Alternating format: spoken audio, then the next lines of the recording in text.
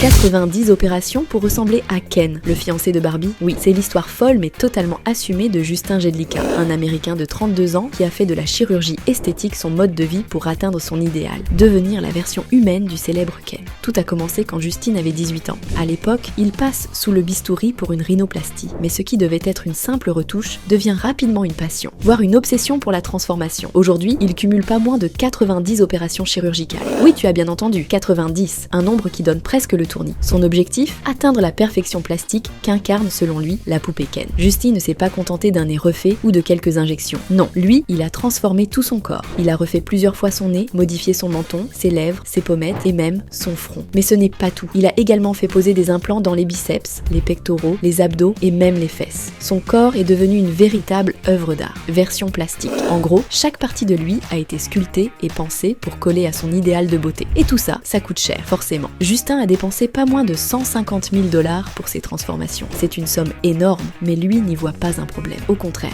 il considère la chirurgie esthétique comme un investissement sur lui-même. Mais pourquoi vouloir ressembler à Ken ?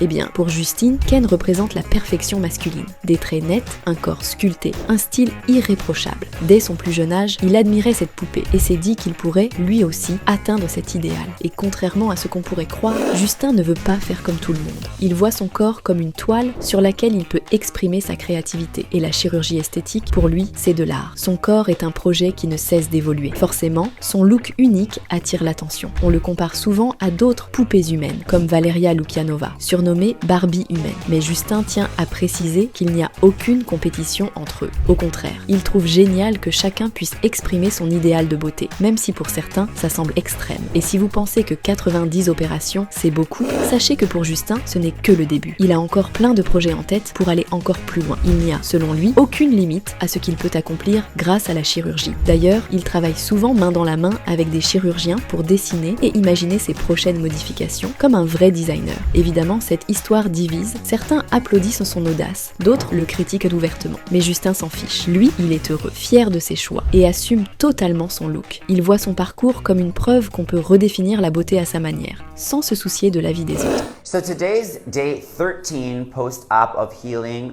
from my deep plane neck lift, platysmoplasty, deep plane facelift, my Trinity lift, and then